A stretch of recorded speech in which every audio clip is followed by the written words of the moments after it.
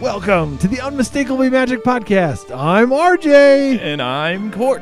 We are two lifelong fans of Disney parks and all theme parks. Each week, we bring you the latest news from Disney parks and beyond. Plus this week, I'm back. RJ's back. I'm back. For this week and probably this week only. Probably. For the foreseeable future. Probably. One-time deal. Once in a blue moon. Limited engagement. I'm like Captain EO. You can't get rid of me. He'll come back for a little bit. Come back. Just disappear into the abyss again. That's right. But we're going to talk about a cool article, a funny article we found on Business Insider called... You actually found this to me. I know. Found this and sent it to me. What is it called? It's... Disney World employees share the 7 things they wish park goers would stop doing. And we're going to see how many of them we do or have experienced. I do a few of these. I've experienced all of them. It's kind of funny. Well, let's jump right into it. Let's kick it off. What episode is this? Special episode. Special episode. I don't know. I lost count. I don't keep count anymore. We do it by the week now. That's right. Yeah.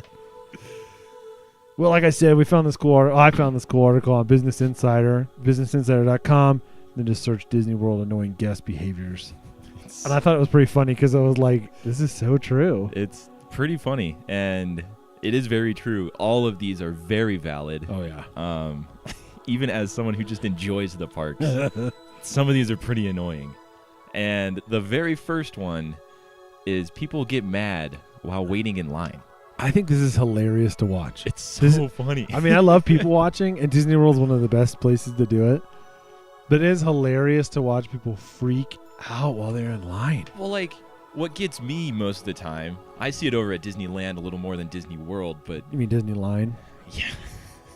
It's so bad over there. Know.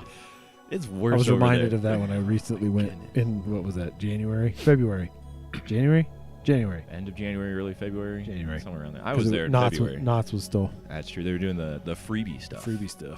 But yeah, no, like, when people get into the line at first, they're so happy and like excited and like hanging out with their friends or whoever they're with and joking, and then by the time that you get up to the loading area, it's just like, just get me on the stupid ride. We need to do like a video, like one of those quick Instagram little videos of like the 7 people waiting in line, but it's really just the same guy, but it's at 7 different points in the line. Like it's the guy getting in the line. He's like, woohoo, I'm going to ride this ride. It's awesome. I watched the video online. It's going to be epic. Woo. Here we go. And then like the next time he's like, all right, cool. I'm excited. Yeah. It's moving. All right, cool. This is a cool queue. And then like as it goes farther and farther, and then like halfway through, he's like, is this ever going to end? Like, especially Disney's queues, because you like cross into other rooms and you're like, wait, there's another place? Like, I just saw the loading area. Why did I take another turn? Especially Roger Rabbit cartoons. That one was the worst. That gets me so because you walk in the time. entrance. If you've never been there, guys, you walk in the entrance and you take a right, and you see the people loading are just to the left of you. Immediately as soon as you walk in. So literally the people loading and the people coming in first are like passing each other, and you're like, well, this is going to be quick. And then you go into this giant room, and then it goes into another room and another room and another room, and you're like, okay, this didn't go quick. And there's no like shortcut when there's no line. You have to run you through still the have entire to do the whole. queue. I know. I'm like, that is the weird. I don't know. It was just where they had to wedge it in there into Toontown, or I don't know what it was. It was an afterthought, maybe when the ride became popular. I don't know, but it was just. It's one of the worst where it's like, oh sweet, this is gonna be awesome. I'm gonna get right on. Then it's like, nope. What happened to that? We should do that video though. I know. That'd be funny. I'm telling you, the seven moods of the 7 waiting, stages of waiting in a waiting line. in a Disney line. Another room. Have you been guilty of being annoyed at waiting in line though? Oh yeah. I think I waited in line for Cars. Oh my gosh. Radiator Springs Racers in January. When I took my son. Yeah. And there was a few times where I was like, this line is way too long. It's not worth it. I don't know if it's worth it. Like I was seriously questioning it. I was like, is he old enough to do single rider? No. Okay, let's wait it out. Am I going to be one of those people who goes into single rider and then says, like, oh, my kid needs to come with me? I got to have my kid with me. Yeah, those people. I wonder if that's one of the things. Maybe it fits under this one. This one, it probably does. What's and number 2? Number 2 is ignoring cast members' instructions, especially when it comes to safety precautions. See, I don't know if I've ever personally done this, and this is one that drives me nuts as a guest. Oh, it and I drives think me partially bonkers. because I'm such a rule follower. Yeah. That I'm like, what is wrong with you people? Like, she just said don't do that, and then here they are, like, immediately doing it. And you're like, oh my gosh. I think the one time when I will break this rule or like fall under this category is if they're directing traffic and I have to jump to a different spot. That's true. And that's the only time when I'll ask the captain. But that's not a like, safety hey, thing. No. The safety thing is what bothers me. When they have to tell someone 8 times to put on their seatbelt on a ride, you're like, dude, just put on your seatbelt. Yeah. And like the guy thinks he's going to get away with it. I'm like, there are sensors in the seatbelt to tell them there's a seatbelt. There's green lights on every ride. Buckle, dude. Put your seatbelt on. I guess also technically whenever I ride a roller coaster, if it's a over-the-shoulder restraint, push up the shoulders a little bit. So you have a little more wiggle room. Flex the traps. That's not necessarily bad. It's a little safe. You're right. not going to fall out of a coaster if you're fine. that. But one of the examples they do on this one, though, is actually crowd control during park parades. That is bad, too. Because you get the people like, well, I can make it, and like the parade is coming, and they're like, no, you're you not need to gonna make wait. it. You need to stop. Wait for the 2 minutes. Enjoy the little parade, the little part of the parade that you're forced to watch. Yeah. And get on your way. The next one on the list, number 3, is debating height requirements for rides. I was almost guilty of this, but it wasn't even close. With your kid? But I've definitely seen parents do this. And it's like, yeah. Dude, your kid is either not that tall or they're tall enough. I've heard. Not, but they're like, there's got to be a little leeway, or like I've heard all sorts of arguments, and I'm like, dude, either your kid's tall enough or they're not. It's not. There's no leeway. There's not like, well, give or take an inch. 42, 42. You know, like, yeah. Sheesh. I've heard stories of parents who want to put their kid on the ride so much that they'll bring like 9 pairs of socks. And then they'll like measure them, and if they're and wedges or whatever, and if they're not tall enough the first time that they measure, they'll have their kid put on like the 9 pairs of socks in addition, and just get that little bit more. Yeah, it's like, come on. Again, when it's a safety thing too, it's Yes. like, come on, dude. Yes, and honestly, there aren't too many rides over at Disney where it'd be significant. It'd be to a significant your trip. Yeah. Like every Fantasyland ride you can ride with whatever aged or sized child. It's really truly just the coasters. Yeah, and I guess Dinosaur. It's pretty rough. But beyond that, like, it's not going to ruin a trip. So in the article, they interviewed someone, and they said that they had a family tell them that they had come all the way from Brazil just so their 3-year-old could ride the ride. I find that a little hard to believe, and if that was the whole reason you came to Disney World for one ride, then you should have Googled it before you got there. Yes, you should have done a little more. Because that stuff is readily available on the internet, and I looked it up multiple times, measured my kids multiple times to make sure I knew what they could or could not ride. And the article even says Disney World's website allows you to check which rides have height requirements before you go. So come on, people. No point in not knowing if you can or cannot ride, or if your kid can or cannot ride. Yeah, exactly. The next one is demanding magical moments. This one made me think of our discussion with Nathan about, because I was like, "Well, what does it take to get a Yeah. Because in the article here, it talks about what they mean as magical moment is like this spur of the moment act of kindness between cast members and the guests. Like when Nathan was on, he talked about how if a kid's balloon floats away, they can replace the balloon. They're going to let things be right. Yeah. Or if you drop your churro. But I think people expect, and in this article, they give an example where somebody demands. Yeah. He demands something. It was like, so they go in and they're like, the moments are supposed to be spontaneous. They use them to fix problems or cheer up guests or whatever. He said one magical moment, he had given a kid who was in a park by himself a free fast pass to Splash Mountain to brighten his day. And then some guy saw it and saw the cast member give the kid a free fast pass and demanded them for him and his family. See, that's messed up. Like, are you kidding me? Dude, that's not what it's for. Yeah. I will say, last time I was in Epcot, which was in November of last year, we were waiting in line for Journey into Imagination, and there was this little girl behind us who was throwing a big fit, and she was like, I don't want to wait in line. This is ridiculous. It was a 15-minute wait. Yeah. She was starting to throw a little bit of a tantrum. Her mom was we have to wait in line. Everybody waits in line, and she was in a princess costume. And then as soon as we got up, like there was a little bit of a line outside of the building. Okay. When we got into the building, the cast member there, he kind of looked at me, gave me a look of like, yeah, it's gonna happen. Yeah. And I was like, oh, cool. And he's like, hey, princess, do you know what princesses don't do? Wait in line. Here, use the fast pass line. Nice. And the mom was like, and the little girl was shook. She was shooketh. Shooketh. She was very surprised. Shook. She was very quiet after that. Was like, oh wow, that's really cool. And then as a parent though, I'd be like, no, yeah, we're gonna wait in line. That's my little twerp needs to learn that we wait in line. That's what my friend who I was with said actually when she after it happened. She was like, well, if I was the parent of that, I'd be like, no. We're waiting in line. Yeah. These people in front of us can go. Yeah. No, please offer to these young people. Yeah. But I'm really grateful for that cast member because I did not want to wait in a 15-minute long line with a screaming girl behind me. That's also a good point, I guess. Yeah. It was magical for me as well. Won out a little bit too, I guess. Yeah. The next one on the list is getting too obsessive about trading pins. Yes. Have you encountered these people? Have you encountered the pin trading gangs at Disneyland? Yes. Yeah, I know. That's what I mean. It's ridiculous.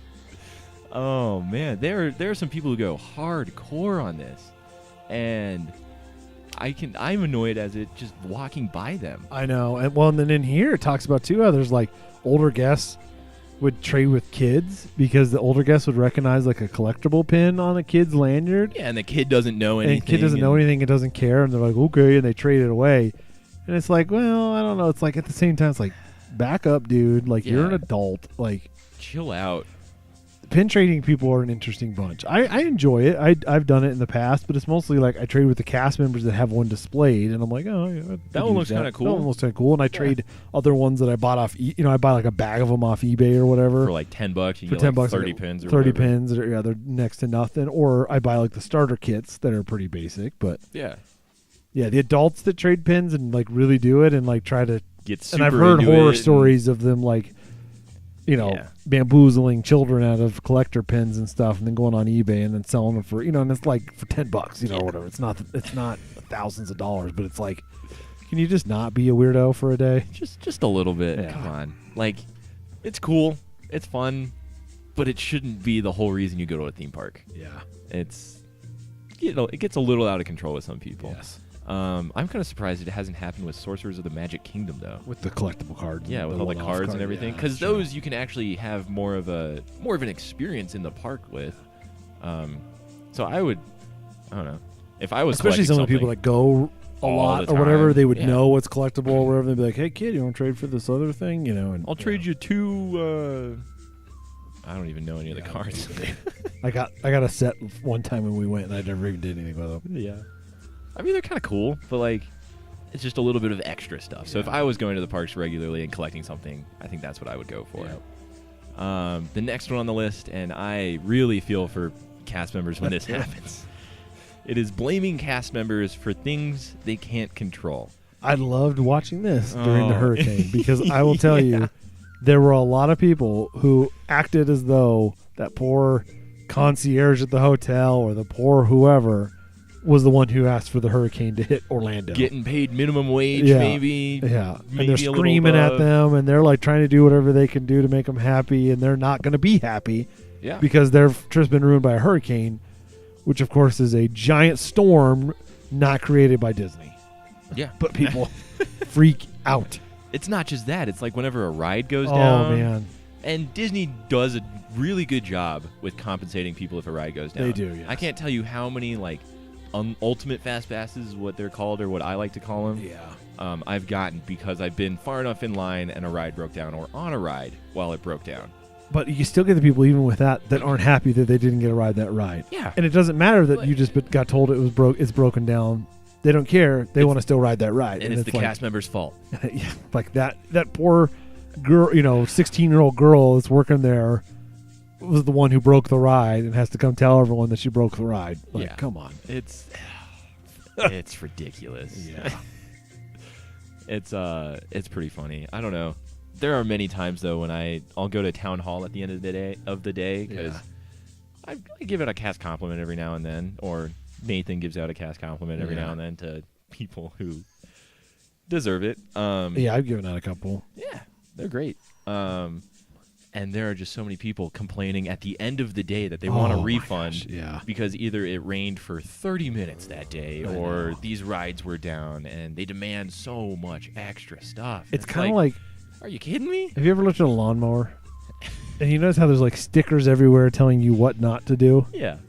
I feel like Disney has gotten to that point now with like very expressly explaining hurricane policies, rain policies, all these different policies to everyone to prevent that. And yet there are still people, just like there are people that probably stick their fingers under lawnmowers, I guess. There are still people that, stand there at customer service at the end of the day and complain about stuff that had nothing to do with anyone. That anybody no fault had of Disney. Any control over. Like, I'm sorry Space Mountain went down. Yeah. There was a mechanical issue on this complex coaster. Your kid pooped his pants. I was like, what do you want us to do about that? Yeah. How's that our fault? How's me giving you a day of Disney gonna benefit there's a quote in this article too saying, "Why is it raining? I paid so much to come here." And I wish I should have kept a tally. I should have sat near the concierge desk at Port Orleans and tallied how many times I heard that. I'm sure you got that a lot. I would try to be so polite to those people when I did have to ask them a genuine question because I felt so terrible for them. Because I knew they were there. Their houses are just as threatened by a hurricane. Yeah. Their families are just as threatened by a hurricane or whatever else. And these people are complaining about, they're working. They're dealing with all of us. We're all trapped inside this hotel asking a bajillion questions. I felt so bad for them, though. And that leads right into the next one, which is, I believe, the last one. I think it is. It is. So number 7, and I think it's the most important one, too, is forgetting that you're speaking to another human who's probably going to do their best to try to fix your problem. Yes. Cast members are people. I know. And not just cast members. Anybody who works in any industry. Even the other guests are other people. They're people, yeah. Because it's amazing how many big guests you see freak out on each other over things, and it's like, whoa. Over the most minute things possible. Yeah. It's ridiculous. Or treat other guests bad, it goes both ways, but. It's, yes. Yeesh. Do you remember that one time when you and I went to Disneyland? I think we were getting on Roger Rabbit, and there was a wheelchair kind of in the way of somebody exiting the ride.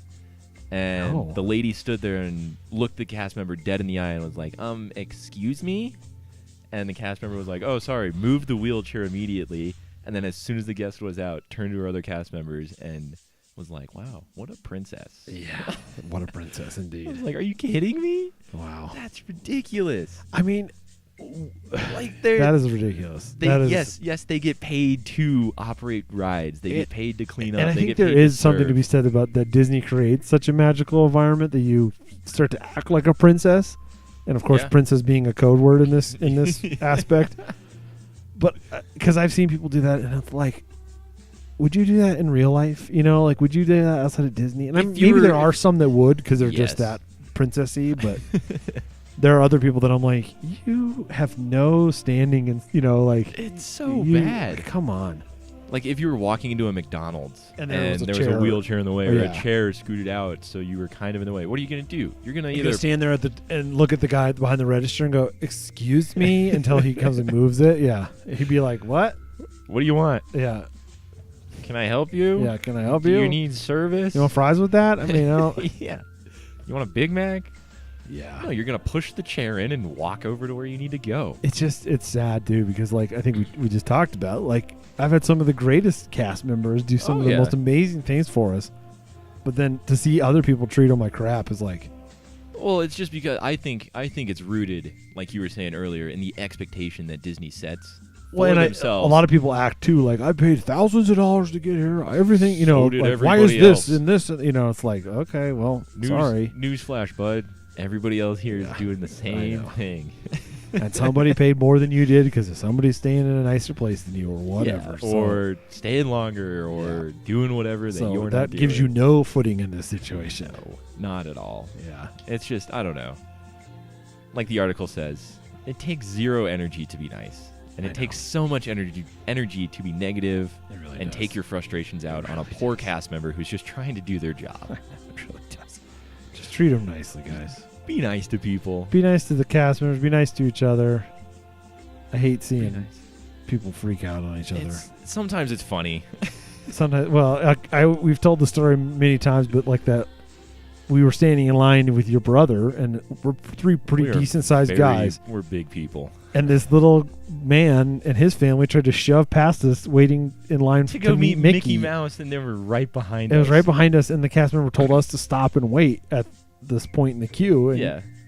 Dude was shoving past. Shoving past us like we had somehow just stopped and like he was going to get in. And it's like, whoa, dude. It's not how this works, man. Yeah.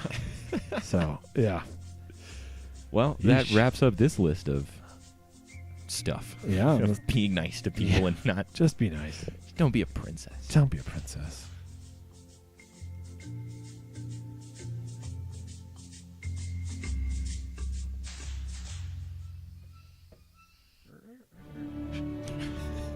It's like a creaky like wheel at the end or something. It's a bird. Oh, it sounds like a wheel that needed some grease or something. On a cart or something. A hinge.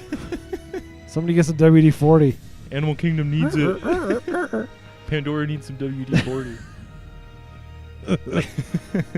Well, thank you for listening to Unmistakably Magic. Wow, it's been a while since I've done It's been a this. long time since you've said that. Thank you for listening to the Unmistakably Magic podcast.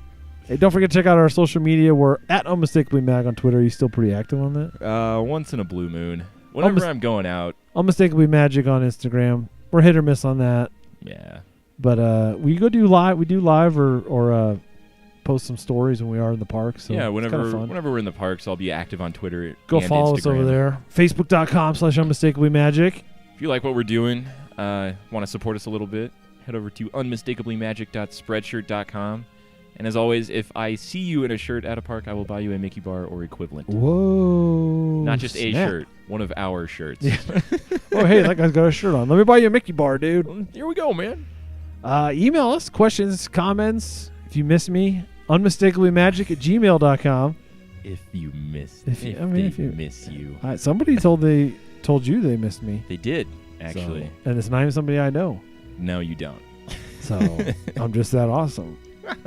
Leave us a review over on iTunes if you would. We'd appreciate it. Or Google Play, because apparently we're there too, I guess. We've been there for a while, yeah. Didn't realize that. Who did that? Did you do that? I didn't do that. I thought you did that. I thought you did. I have no idea. Well, we're on Google Play too. The wonders of the internet.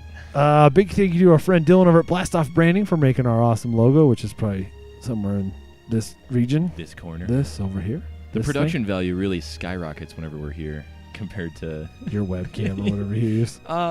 I use my phone, okay? My OnePlus 5T. And we're not even using the big camera anymore. No, This is just the GoPro. Don't forget to check out our friends over at the Unmistakably Star Wars podcast. Do we still give those guys shout-outs? Yeah, I guess. I don't know. Yeah. Hey, they're still our friends. Our relationship with them is kind of teetered off a little bit. It's always been rocky. Go ahead and check out our YouTube as well. Oh, yeah, just we search post a lot of stuff on there. Unmistakably Magic over there. Maybe we'll post up some funny videos about cues. once or twice. Who knows? The seven moods of cue waiting. The 7. Can we come up with 7? I don't know. It's just a progressively sadder and sadder guy. I just want to ride the ride. Get me on. Or like the one time that my son had to pee when we were halfway through. When you were right there. Like, really, dude, right now? Come on, man. Come on. Right, ready to board test track. Did you have a shout-out, I think? I do have a shout-out. Shout-out to you, Matt. RJ's back for this episode. Hope this you is enjoy for you, it. Matt. I did this for you. Do you see my Band-Aid? It's for you, Matt. I did this for you. Hope you enjoyed the little banter between us that you'd so desperately wished would return. I know you missed it. He missed it a lot. He really did. Well, Court. That just about wraps it up. All right. Have a magical week. See you real soon.